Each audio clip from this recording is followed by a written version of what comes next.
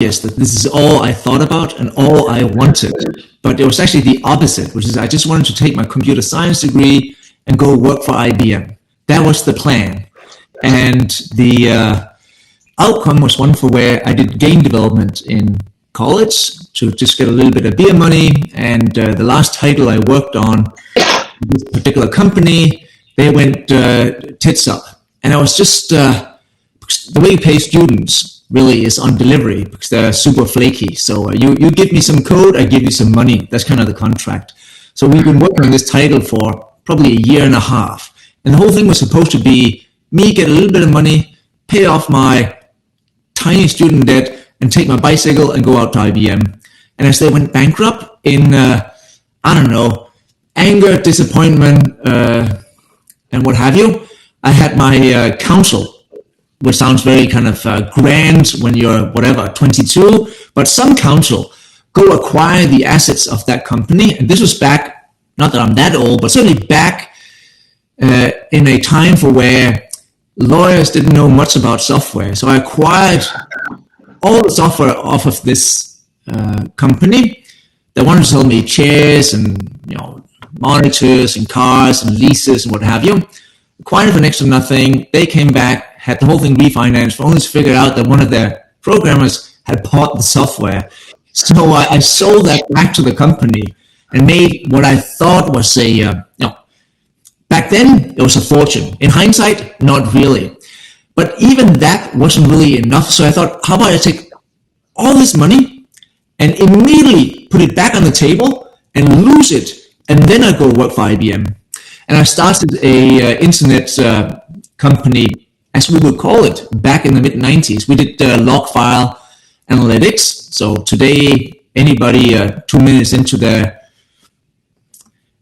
kind of promotion endeavors will install a Google Pixel or something similar. But certainly back then, we did the whole thing on kind of log files and built that up and ended up having a good exit in April 2000. And then the rest is kind of history. But it wasn't the plan. The plan was, and I still actually, now that I sold my last company, just take that bicycle and find whatever IBM offices in town and go work for them. Okay, that's great. Awesome. And we're gonna open up the questions just on intro in a second, just so everybody knows. But let's introduce our second esteemed speaker. That's Lucinda. All right. So definitely a multiple success serial CEO. Has won CEO of the Year, very decorated Entrepreneur of the Year awards, founded and sold Turntide to Symantec for $28 million in a 6-month period, which is great. She was only there for 6 months, but grew Destiny Web Solutions as a CEO from $250K to $25 million in revenue as well. Has a host of successes on her resume. And currently she's the founder and CEO of Above Board. And Lucinda, I guess my first question is, same as Dennis, how you became an entrepreneur, but also if you can tell us a little bit about Above Board. You were telling me a little bit about it before the show. Yeah, I'm not going to shut up if you let me talk about Above Board. This is the danger of having one sitting entrepreneur and one who's exited already, is he doesn't care anymore, and it's basically all I think about and all I want to talk about. So I also am an accidental entrepreneur. My story is I grew up with 2 artist parents. I didn't know a thing about business, didn't know anything. I went to college, basically graduated and was trying to pay the bills. I did the typical work in retail and that sort of thing. And I applied for and got a job as a secretary. And it turned out I am really old. So this was 85.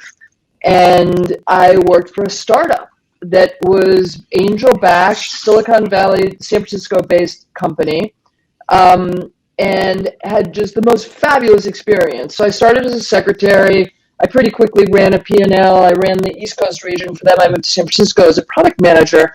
But candidly, I still didn't understand how any of this worked. And pre-internet, it's very hard for people, I think, to relate. We were reading newspapers and things. There was just no access to information like there is today. And there was no ecosystem like there is now. And so I just decided I wanted to go back to school because I love being in school. I applied to graduate programs in psychology and art history and to business school. And decided to go to business school only because it was 2 years instead of 5. Went there, and really it changed my life in a way it rarely does. Business school is usually a checkbox for people, but it really did change my life. And I realized, these things that I'm good at, which I really think I'll name 2 things I'm good at. I'm a pretty good leader, and I have really good common sense, are super valuable in business. And intellectually, once I got to understand actual frameworks and things, the way financials work and all that, it was intellectually interesting. I was like, I want to do this. But I had, in contrast, had massive student debt, and so I took a job at a business school at a mid-sized financial services technology company, and then the internet happened. So I'd done a whole bunch of things, product management and general management and sales and services, etc. And when the internet happened, I'm no Mark Andreessen. I can't see the future, but it was really clear the world was about to change. And so the first company I went to is a company called Infonautics, which we took public in August of '96. So really early internet IPO. It was one of the earliest internet IPOs. And then the end of the story that's important to you all is a friend reached out because he had a friend who had this little company, 2 people, and they were looking for a marketing person, which I wasn't really, but sort of. So I went and talked to them, and I loved the founder, but didn't think he was a CEO. And he asked me, okay, and what should I look for? And I gave him this long list of stuff. I had like 2 of the 10 items I gave him. Skip Shoot is the guy's name, and he called me the next day and said, "Yeah, I think you're right, and would you come do it?" And that was the first one. That was destiny, and I've since then done. Yeah, this is my 6th. Wow! So that's the story. That's amazing. So totally accidental, and also important in there. There's 2 of them that have been my ideas, but the others haven't. And then above board, the latest one, I really did retire. I've retired twice, but this last time I really thought I had. And then in conjunction with a retained executive search firm called True Search, which I had known really well, I came up with this realization that the way executives and board members are placed and the way that ecosystem works is inherently exclusionary. And that I really believe deeply that I know from data that we can create better companies that are more profitable and more innovative and all the rest with diverse leadership teams and boards. And I also happen to believe that those teams will also make decisions that are better for society and better for the world. So there's this huge business opportunity I can describe, which it was very exciting. But really what made me come back and do this next one is I feel like I'm at the point in my career where if I can make the world a better place, I should go do that. And we have this incredible team. It's been amazing. Wow, that's amazing. So Dennis, it looked like you had a comment there. Any thoughts? I retire is such a dramatic word, but it's probably the truest word, but I tried to do that as well. So after we sold our first company, you make a few monies. I sold everything, took my wife and 2 kids and moved to Trinidad and Tobago. So you're supposed to go to the beach and never look back. Upon that 17th mojito, you figure out, this is hard. As in, is this it? And moved back to Europe and got started again. I do think, or I would like to believe there comes some point for where you can retire. I'm just not sure what it translates into. But I've tried as well and failed like you. But one day, hopefully, I'll go back, get on that 18th mojito and see if it works. Incidentally, I don't know whether it's a trend. We should get more serial entrepreneurs and find out. That was the first time I retired too. I was young. I had 2 little tiny kids, and I thought, this is perfect. I'll wait until they're out of the house, and maybe I'll do something later. And the true story is that lasted 3 weeks, and I was like, I hate this. This is not good. We could have a laugh. Nobody will believe it. It's one of those stories where you tell people it's actually very hard, in all seriousness, to fully retire, especially if you're kind of youngish or kind of full of energy or just slightly entrepreneurial. And people immediately call bullshit. I think, Dennis, don't give me that shit. But it is hard because you sit there, look at the ocean, thinking, yeah, new book, that could be a project. Just sounds super exciting. So, no, I really encourage people to at least think twice or allow themselves to think through what is it exactly what I want once I buy those 2 tickets to Trinidad. Yeah, no, that's great. And I sense a little commonality here because I think that's what best practice is all about. So I think we'll deal a little deeper on that in a second. But right now, I do want to just open up, maybe there's a couple of questions. Anybody have questions for Lucinda and Dennis of what they just talked about? Like their background, how they became entrepreneurs? Anyway, you can request the mic if you like. If you're in the event software, you can also do it in the comments. Okay, then I think we're good. All right, so let's move on. We're just going to go very quickly through our sponsors and our charities, which we're doing, which is something a little different here. So, sorry if you could flash up. There we go. Perfect. So we have 2 sponsors for this event, which I have to recognize. And full disclosure, these are 2 companies that I formed, but they very happily provide all the manpower to put on a program like this, which is actually not insignificant. So 2 of them are SourcePad, which builds websites and mobile apps for startups. They build stuff for some startup clients that were acquired by Time Inc., one by Twitter for $30 million, and one is actually worth $3 million. So if you need something built, like an app or whatever, SourcePad is your is your party to talk to. And Kenny Volk is actually here in attendance as well. He's a principal at SourcePad, so feel free to ping him. And the second sponsor is Sparrow, which is an app company that uses AI to help athletes. So if you happen to be a golfer, you can use Sparrow to film yourself. The AI will point out what you're doing wrong and then give you tips on how to improve. And if you want to learn more about Sparrow, just go to this link here, wefunder.com/Sparrow app. That's their equity crowdfunding link. And you can learn more about them, and you can also invest, because that is what equity crowdfunding is all about. Okay, so those are our 2 sponsors. So give a hand for them. Thank you. And then we'll go to our charities. So what we're doing as part of best practices is I asked Lucinda and Dennis on the topic of giving back, as Lucinda mentioned, where we should put the proceeds for this event. Because we're not doing this to make money. We're here to help all entrepreneurs and potentially make the world a better place. And these are the 2 charities that both of them selected. So chosen by Lucinda is Scholarship America, whose mission is to, well, as per its name, send kids across America to college via scholarships. And they've done a tremendous job. And Dennis chose Girls Who Code, whose focus is to help girls, women, support them, inspire them, teach them to code, meaning become part of the computer science profession, where there is, as some of you may know, a kind of gender disparity. I think it's running something like 4-to-1, male versus female.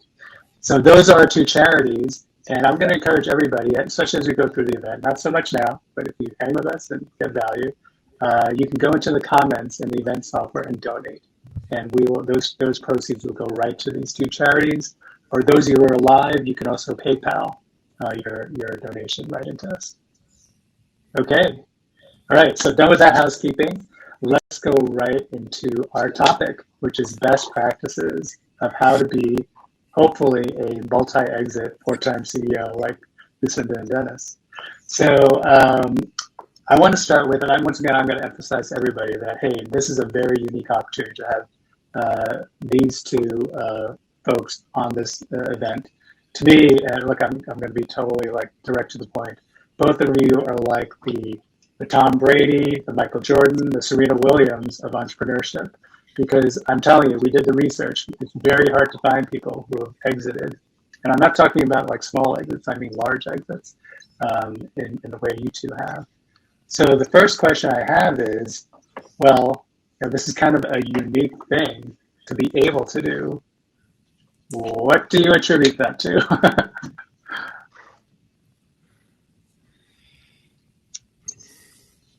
Go ahead. One of you, Dennis? There's obviously no particular list which we can share tonight for where if you do these 7 things, what comes out at the other end is some exit at some value. That doesn't exist, and everybody here would immediately kind of accept that. What I do think we should not inject as some sort of opinion here is that you can build to exit. Or I certainly haven't been able to see people really succeed with the build to exit. I think you have to build for, find your favorite word, but good product, customer happiness, or some sort of amalgamation of those. And if you do just that, then you can certainly go apply a set of processes that increase the probability of you at least being exposed to an exit opportunity. So that's, if anything, the first note I would apply here. Number two is, if you want to increase the kind of probability of an exit in some capacity, and that could be all the way to you kind of go ring the bell across the street here on the exchange, but you probably need to at least apply a process, because no process is you just stumbling into it, which seems unlikely. Or you would need to have something so good that people are just kind of banging on your door, asking to acquire this for an insane kind of multiple. If not that, and it's just kind of good plus, which is hard enough as it is, because the most likely outcome is it's kind of shitty. Like most of what we all kind of build and will die along the way, is to at least try to apply some sort of process. And we can talk about certainly the processes which I've applied, so I at least get exposed to the opportunity. And when I talk about that opportunity, especially in the kind of tech software end of the spectrum, you're often selling not revenue, but many other things that you've been able to kind of build, because whatever revenue that we've been able to assemble is, depending on the acquirer, probably tiny. As in, you do a $28 million ARR, that is bloody fantastic. Doesn't really move the needle at Yahoo. You ramped up to 7 million over the first kind of 9 months. Yeah, unless you can keep doing that over the next 5 years, it's not really gonna, again, move the needle over at the acquirer. So you're probably not selling revenue. So you're selling tech, growth curves, people, particular kind of IP that you've been able to assemble. And in that scenario, you probably need to be exposed at some whiteboard at some point for where somebody is talking about, should we build a buy here? And if they come to we don't have 18 months, we need to kind of buy something. As they start to kind of add names to that list, if you're not on that list, doesn't matter. You're just not on that list. They'll contact the 5 they think they should contact, run some sort of due diligence, pick none or one of them, and you just missed out. Doesn't mean you should sell your company or it's the right moment, but I've certainly always tried to make sure that whatever list or whatever whiteboard where somebody is talking about acquiring some tech that rhymes with mine, I'm added to the list, so I'm the one who declines, not the other way around. That's interesting. In terms of like process, just to clarify, or maybe just to regurgitate a little bit, so you're talking about process, but also very relevant that you're not selling based on the traditional revenue or profit numbers. It's something probably maybe more strategic.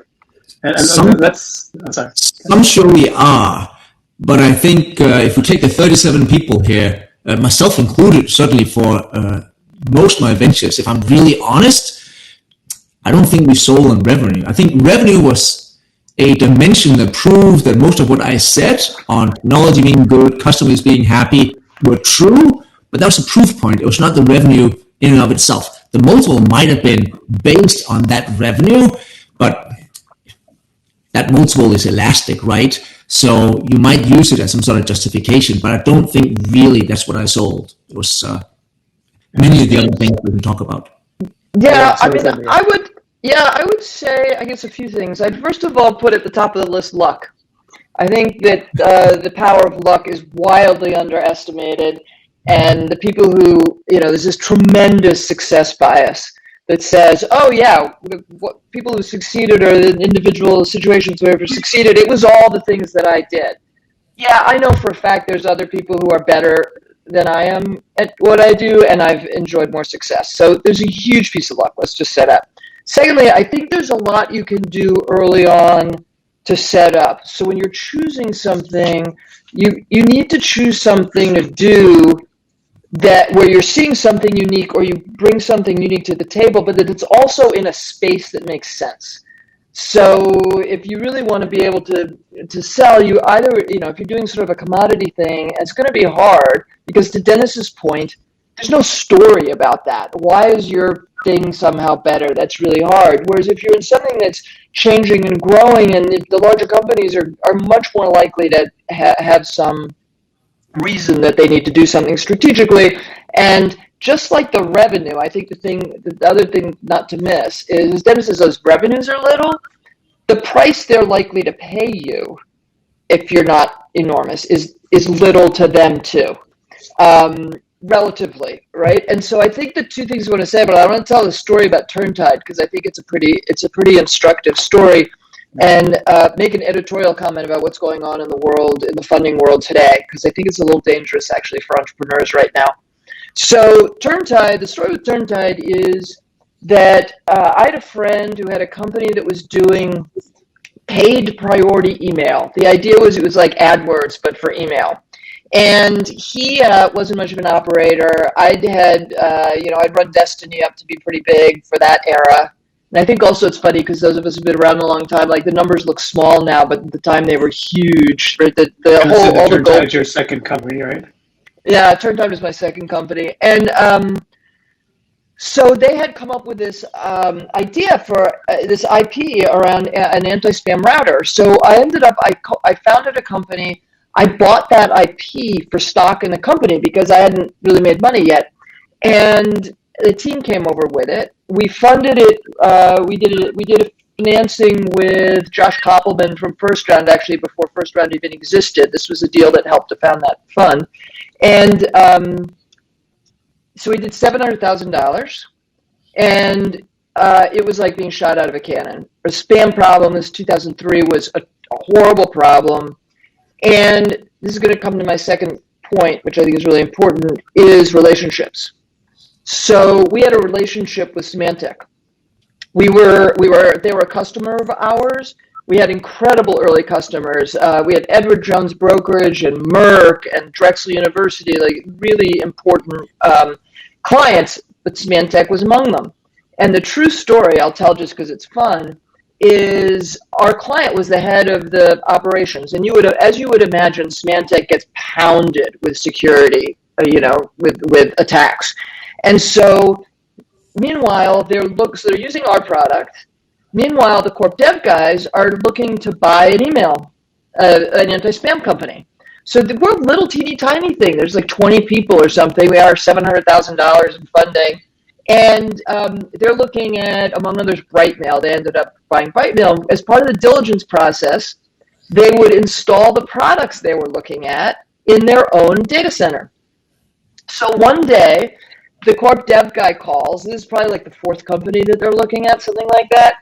Calls down to the data center guy, and the data center guy said, and I basically quote, "God damn, every time you guys want to look at one of these, I have to pull the Turntide box out and the system's down all night. I'm not doing this again." And the corp dev guy said, Turntide? What's Turntide? And I got a call the next day, right? And then we were raising our A at the same time. We had, I think we had 17 term sheets. We went to Sand Hill Road. It was so much fun. And as we went, we drove from office to office. We would get a term sheet from the prior investor. So we were in a really strong position, right? A really strong position because we had really good alternatives, but we had this relationship. Right? And so when you have a relationship, now that's an atypical one, but it can be a customer relationship, a partner relationship, a channel relationship, some reason that the businesses are actually working together already, that creates a completely different off-ramp when you're going to exit. So they put an offer on the table. The first offer was $5 million. And this is Symantec you're talking about? It's Symantec. So you put an offer on the table. And I came back and I said, 56. And the corp dev guy was like, "What are you smoking? You don't even have any revenue. You have 5 pilot customers." And I said, "Yeah, but you're going to take this and you have a sales force of XYZ and you're going to sell boxes of the filing. And this thing is going to be accretive to you in a year at 56 million. And we split the difference and ended at 28. So we had a 6-month-old company, $700,000 in it and sold it for 28. Why? Because first of all, the space was great. Second of all, we had an existing relationship that created this on-ramp.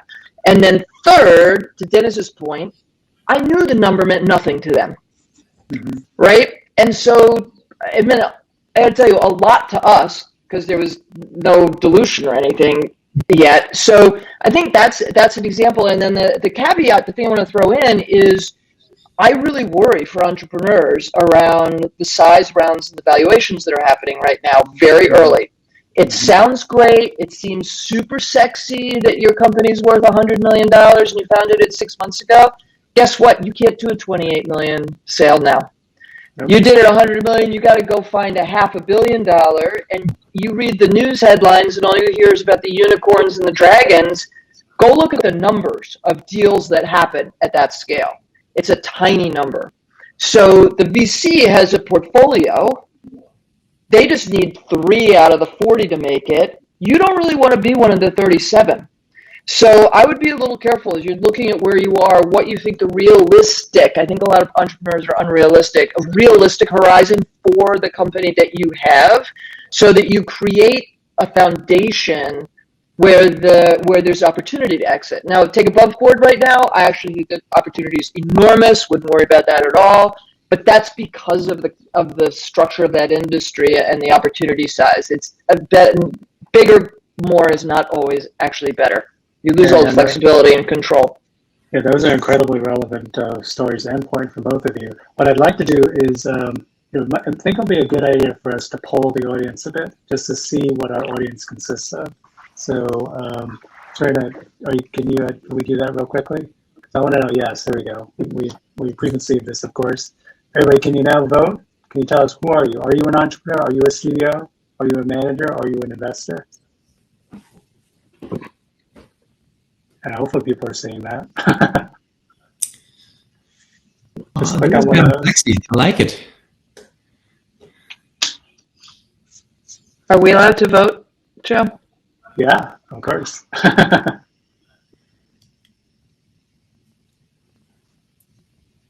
Lots of entrepreneurs.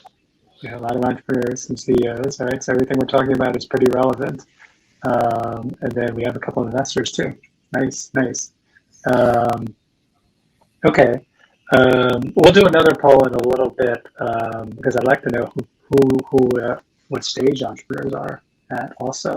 Because I think we want to try and keep shaping, what you guys are talking about. Obviously, everything you're saying is fantastic. But what do people need to know right now? So maybe taking a step back a little bit, let's start from scratch, okay? When you guys, because both of you guys talked about like a great example in both of your backgrounds. I'm sure that there are some people in our audiences who are just starting, meaning this is their first time. They're wet behind the ears, or they're even just thinking about like starting a company or at the very early stages. What would you tell them if you were talking to them? I would echo what our friend Lucinda just said, that you need to have some strategy around relationships. And it can't be, I hope somebody comes around who might love me and is willing to write a check. That's not a strategy. So if not that, then what is it? And if you can't somehow post that in the chat right now, that this is my strategy in establishing these relationships, then you might not be set up for failure, but certainly making it much, much harder for yourself. And I can give you some... Hey, Dennis, if I can ask, are you talking about even before they start? That should be part of their initial business plan?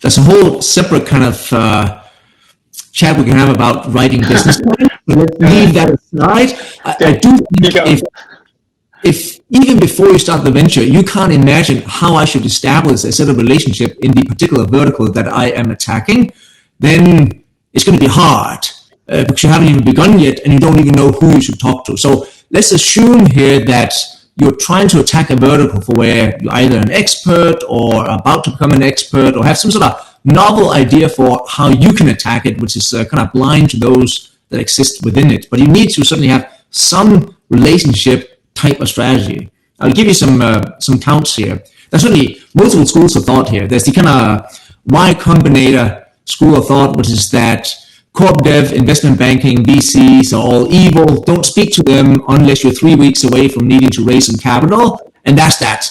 I'm not so sure I'm bought into that. Then there's the other school of thought, which is that you should probably speak to these people in some capacity all the time throughout your venture, so that at some point when something comes up, you're top of mind.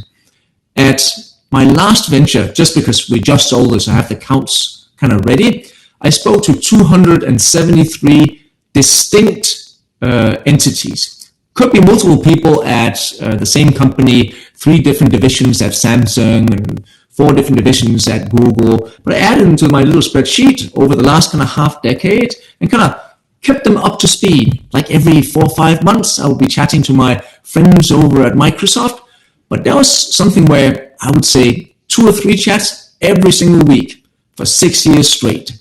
That's what I apply to my little personal relationship CRM to make sure, not as some sort of chore which I need to do, just one for where, hey, you're not going to get a presentation. We'll log in. I'll show you my Datadog. We'll talk about my metrics, where I think I'm at, where I'm about to be when we speak next. And when we speak next, and I had to kind of deliver on those metrics, where the relationship that was just slightly closer. And again, the exit came from that list. Actually, all my exits have come from that list. And I'll give you another example. So when we sold to Yahoo, I met up with RBC. They dabbled in financing at that point and wanted to kind of write bigger checks, $50 million checks. I was looking for a kind of $10 million check, at the most, kind of coming back to, as a footnote, what you said just before, like, I'm not going to get changed to a $50 million check, which I can never escape. So I wanted a smaller check, and we just weren't compatible. I could immediately said, let me not kind of spend the 45 minutes with RBC because that's a complete waste of time, which I knew ahead of time. But I could also plant a seed, which is that I have some, what I thought, fucking sexy technology. And I think you should get exposed to it. And when you get exposed to it, you'll remember it. If I tell a good story, and I'll decline any type of check you might or might not be willing to kind of write me. And I did. Then, I can't remember, 7, 8 months later, RBC is in a meeting with Jerry from Yahoo, who asks, we're looking at some companies in the analytics space. Do you know any? Jumps to the whiteboard, add my name to it. Doesn't mean that we were the only one. Web Trends were on that list as well, but at least now I was part of it. And the one thing, if you kind of go apply this strategy, and in this kind of bucket, by the way, I wouldn't be too selective about how you segmented it. So I put angels, seed, A, B, C, D, corp dev, investment bankers who want to sell me, just that whole pool of people who were somewhat kind of exposed to exit scenarios. Didn't try to be kind of super selective. Obviously, don't meet with Muppets and waste your time, but try to kind of select for that. But outside of that, did it all the time. The small caveat here is, if you do take any kind of capital, my investors fucking hated it. Dennis, did you speak to Excel? Yeah, but we're not racing. Are we? No, we're not. So why did you speak to them? Every 3 weeks. They were just not super comfortable with me speaking to all these people all the time.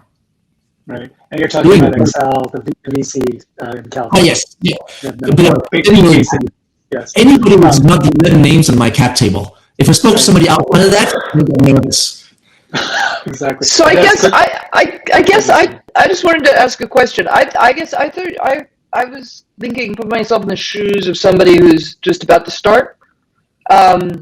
And thinking, how should they even be thinking about something like this? And I guess my answer to the question, I agree with everything that Dennis said, and I think actually one of the things that entrepreneurs do is almost all of us are a little ADD, and so you'll see us doing lots of stuff that maybe doesn't look super directed, like meeting with people, not only the kind of folks Dennis is talking about, which 100%, just all kinds of people, because someday I might want to hire them, or so they have a friend I might want to hire, or there's 80 different reasons to just be talking to people. I think, though, more foundationally, If I had to suggest one thing, and this also comes from my coaching, I've done a fair amount of CEO coaching. Go read The Lean Startup, at least the first third. The rest of it is too formulaic for me. But the foundational principles of sell first are, I think, absolutely critical. The most common mistake I see with founders is they build product. They've been working on the product for 3 years and they never talk to anybody. Right? Before we even launched Above Board, we had 3 huge enterprise clients just off a deck in my arm wavy vision of reality. And it's absolutely the way to do it because we got positive feedback with the software. If it had been negative feedback, I wouldn't have made the investment of all those development dollars, right? So I think thinking about it with an external orientation first is foundational. That's great. That's awesome. Hey, can I ask both of you? So for the people who are kind of maybe towards the beginning, they're starting out, how do you find these relationships? Oh gosh, everyhow. Give us some examples, like even how you found Symantec, how you found RBC. It's all just person to person. It's person to person. So it's, everything from no joke, literally neighbors, to some person who's a friend of a friend who did something that's a little bit, thank you, Jorge, that's a little bit related to mining intentionally. So I ask all the time. I meet with somebody and I say to them, is there somebody else I should talk to? Would you introduce me to XYZ? I'll also use LinkedIn and figure out how to get to somebody I want to get to. I'm merciless. Just merciless. I'll go after them. Which you have to be. It's footnote, and I'll give 2 examples, which is I'm just writing kind of your coattail here, but like any kind of white dude in his 40s. So on that, if you're kind of an entrepreneur in any capacity, you're in sales. You might not like sales, but you can't escape it. You're selling everybody all the time. You're selling your kind of new candidates, employees, press, investors, customers, your wife, your husband, your kids. You're fucking selling everybody all the time. And if that is something you're uncomfortable with, you should just jump into the East River tonight because it's not going to work. Because that's going to be very hard. Now, that was the footnote, just to kind of echo what you said. There's no escaping the kind of sales part here. Now, the tactics that I deployed, one, I remember when we came over on the Yahoo acquisition, part of the deal terms were that I had to move to New York. We did it out of Budapest. I actually spent 4 years there doing the venture because then we could finance it ourselves, kind of given the cost structure and all of that good stuff. And arrived with, obviously, a super sparse network in the US because I spent my whole life in Europe. And as a kind of new-ish to New York US entrepreneur, I aggressively went out 4 nights every week when we could go out and attended things to at least just put my face forward and shake some hands, say hi to some people, whether that was the machine learning meetup or the SaaS meetup or the whatever, for where I thought I kind of belong here and I have opinions. They might all be shite, but I certainly have opinions, and I should be out saying hi and hello to people.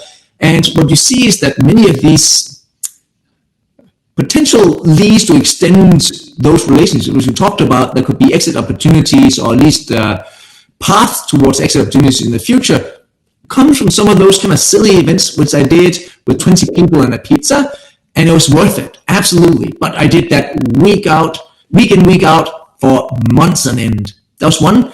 The other tactic, which worked very well for us, we moved in with our first customer, not even paying customer, our first beta customer. As in, if you're a 2, 3, 4, 5-man band, there's a lot of people that couldn't go out and hire, 4 engineers and a PM. As in, hey, This is not a line item, but if you guys would hang around the office. So we persuaded, I remember, the New York Daily News. We did predictive analytics and media in my prior venture, and persuaded the New York Daily News to this story of, hey, how about 8 data monkeys come up, run around the office, and teach you all sorts of shit that you haven't heard about before. You give us some free internet, some desks, and some access to the kind of editors-in-chiefs, which were the ones that we served. And they were super happy. Actually, so happy that when that relationship ended, because they had to move out, they recommended us to the AP. And then we moved up to the AP and stayed there for 2 years. And when we sold the company, by the way, this is just a funny anecdote, we never had any lease costs. And I remember KPMG came back like 5 times when we did the due diligence. Dennis, we're coming up short. We can't find any of the lease information. We didn't have any. And I loved it. Whenever I had to kind of say that, then they came back 2 weeks later like, hey, Dennis, where's the contract? No contracts. But figure out what particular venue you need to kind of expose yourself in and do it aggressively and repeatedly. And 2, perhaps a hack, move in with your first kind of beta customer. I want to underscore. I make a absolutely great stories. I've not moved in with customers before. I did have a customer move in with us once. Fleet Bank moved in with us. There you go. I think the key thing in there, like there's all different angles to take it from, is your customers will fund you. If you're providing value for your customers, they will give you things. They'll give you resources for free. They'll give you access to technologies and platforms that you need. They'll give you actual cash. They'll lend employees to you. They'll do all sorts of things. I think there's being a little more gritty about it is a super good way to go. That's great. Way underutilized. No, that's awesome stuff. Hey, one thing I wanted to react to is what someone said in the comments, which is, okay, you both of you talked about that entrepreneurs are naturally have to be salespeople. I don't think it's natural. Well, that was the question. It's not natural to me. Yes. I may not look. Wait, hold on. So you guys know the question, right? Were you naturally salespeople, both of you, before becoming entrepreneurs, or did you learn it? I hated it. I thought it was disgusting. I thought that remember my parents were artists. I thought it was like capitalist slime salespeople, used car salespeople who were trying to get something. And I may not appear right at the moment. I'm super introverted. So it's all learned behavior. And I think that is actually often true.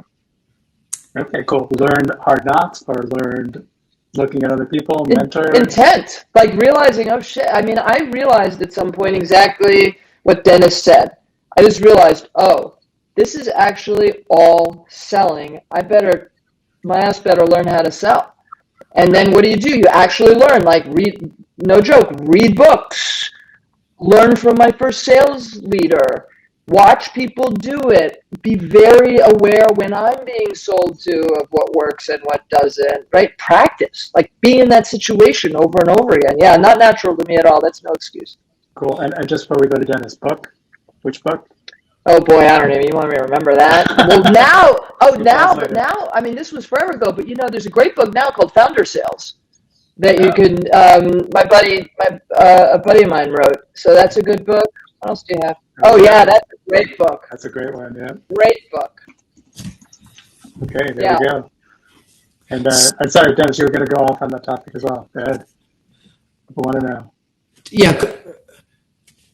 I had some early training. So I did door-to-door sales between 10 and 15, probably knocked on, I counted at some point, 6,000-7,000 doors over that period of time, and just got aggressively exposed to the idea of you have not many seconds to persuade this lonely woman to buy some of your fruit.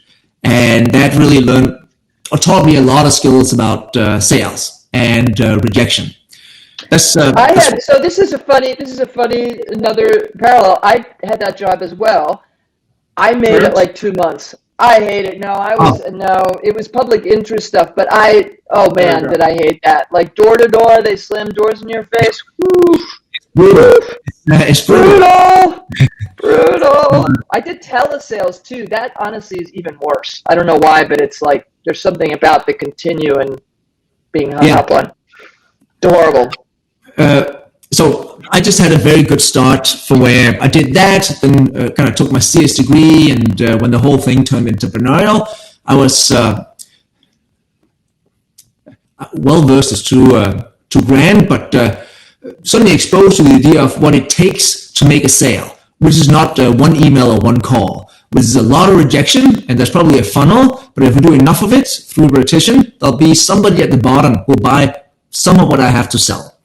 Now, I think CJ, somewhere in the comments, it might have scrolled up, said something. I want to make a note here. Certainly when I talk about sales, there's the idea or the definition of sales once your company grows into a certain size, where you have all sorts of roles for how you build up your sales department. I might have some SDRs, I might have some BDRs, I might actually have some account managers who does the extension. I have a whole kind of set of parts I build up to kind of maximize my kind of closure rate. And those are kind of professional salespeople that will follow and optimize and scripts and what have you. And that's cool, and you certainly need to kind of deploy that. I'm not so sure that is necessarily the sales gene I talk about. I think you can actually be not poor, but a kind of a not traditional salesperson and still be good at selling. Because at least to me, the best sales motion you can apply is enthusiasm. And there's many things which you can fake. Enthusiasm is just not one of them. And many people can see if you really, really believe in your product, you might stumble a little bit, the slides aren't too pretty, but this guy, he's a believer. And people want to buy from believers. So you don't have to be kind of a natural salesperson, super slick, well-shaved, tie on, and just kind of run through that script.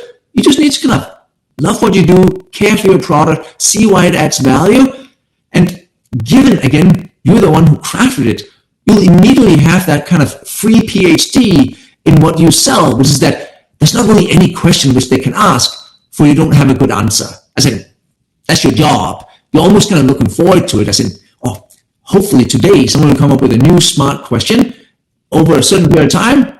It kind of falls into the same set of questions, and you're just waiting for it. Once I've said this, I'll give you 2 seconds. You'll say something. Let me tell you. So I don't think you need to be the natural kind of traveling salesperson here. No, but what you do have, there is a required thing that's related to sales. Maybe it's just really pure entrepreneurship, is you do have to have extraordinary persistence. I think if you're not the kind of, if you don't in your bones know that you are a persistent person, don't go do this. Because I would echo exactly a funny story that in my first company, we were raising money, and I'm doing, this is old school, so I'm doing the thing, I'm calling, right? I'm calling, and I was using Act, the old PC-based contact manager, and my little, at the bottom it would have the notes. And my founder turned around one day, and there's a record up of an investor, and it said the history was left message. The screen is literally filled with left message. And he said to me, why are you wasting your time on this guy? He clearly doesn't want to talk to you. He's not interested in us. And my reply, which was utterly genuine, was, well, how would you know he's not interested? I haven't talked to him yet. Right? And so that's not something made up. That's how I actually saw it. If I talked to him and he said, no, okay. But until then, I'm just going to keep calling him. And if he actually did end up, he didn't invest, but another fund in his family did our B round. Back to the point of keeping those relationships over time. Actually, let me tell that one. I want to tell that brief story because it was so much fun. So this guy's saying, no. I finally called, and his assistant said, I'm sorry, he's on the phone. And I said, oh, great, I'll hold. Puts me on hold, comes back in 3 minutes and goes, oh, I'm sorry, like he's going to really be a long time. I shouldn't have told you to hold. I said, oh, that's fine. You can keep me on hold. She kept coming back. He kept me on hold for 45 minutes. He gets on the phone and he is a complete dick. He is being so obnoxious to me. And I was like, oh, this guy. So I pretended that I made a verbal slip and I called him a vulture capitalist. And he laughed and he said, yeah, well, like I didn't keep you on the phone for 45 minutes on purpose. And I said, like, touche. And he ends up, right, going his way. We go our way. Flash forward 18 months, 24 months. I'm in the office of his firm, right? He's in a different fund. I'm in the office of the firm pitching for the Series B, founder and I. This guy, I'd never met him. He walks into the room. He's like I know what the other thing he told me on the phone was, I come by my elitism naturally. I'm a venture capitalist and a cardiac surgeon. Okay, great. Congratulations. So I'm sitting there in this chair. The guy walks. He is a presence. He's like 6'8", cardiac surgeon, VC. Walks into the room, it's beautiful VC conference room. I don't know who he is. He walks behind my chair, puts his hands on my shoulders, looks at his colleagues across the table and says, you're nuts if you don't invest in this woman. She will not let anything go. She's going to keep at this until it wins. And they ended up giving us a term sheet and it goes. So the reason for that story was really about persistence and the willingness to keep at it. But it also really does support Dennis's point about you have to just keep all this stuff going. You never know how these things come back around, how these relationships ultimately end up mattering. Yeah, that's amazing stuff. Okay, so I do need to keep us on schedule. So we're going to take a little bit of a speed networking break, or we're going to go into our speed networking session. And just so everybody knows, don't freak out. It's something that everybody seems to like. And our two guests and myself, we're all going to do it. So you may end up talking to one of our two guests in speed networking. But before we jump into that, just a couple announcements. Best practices, we're going to be doing two more just in the next few weeks. One at Propelify, which is, you guys might know it's the South by Southwest of the East, on equity crowdfunding on October 6th. And our next one will be October 26th on how to grow your company to millions without financing. Charities, going to reiterate something here. So if you guys are learning a lot of stuff, even getting inspiration from our two esteemed guests here, please do donate. Remember, all the proceeds go to the two charities selected by Dennis and Lucinda, Scholarship America and Girls Who Code. And another reminder is just about our sponsors too. Don't forget about our sponsors. If you want to go talk to them, you need something built, app, website, go talk to Kenny who's here, SourcePad.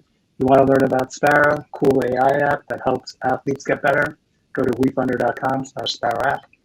Okay, now speed networking. Firstly, everybody who's on live on Facebook, YouTube, Instagram, if you want to take part in speed networking, just go to your comments and click on the link there and come join us here in the event software. It's going to be a super quick 2-minute conversation with someone they're going to be randomly matched with. There will be an icebreaker, so don't worry. You don't have to come up with anything invented that you'll just have to answer. People generally love this, is what we've been told. So that's why we're doing it. So what will happen when we start the cocktail party, which is what they call it here, just say yes to all the prompts, meaning all you attendees say yes. You can use your mic and camera, don't be shy. There'll be a 50-second delay while the software gets you set up. We'll just do 2 sessions of 2 minutes. And then after, different person each time, 2 minutes and 2 minutes. After the speed networking sessions are over, at the bottom, you'll see a button that says rejoin the talk room. Click on that, and then you'll come right back here. Okay. Hopefully everybody got all that. And we are going to go into speed networking starting now.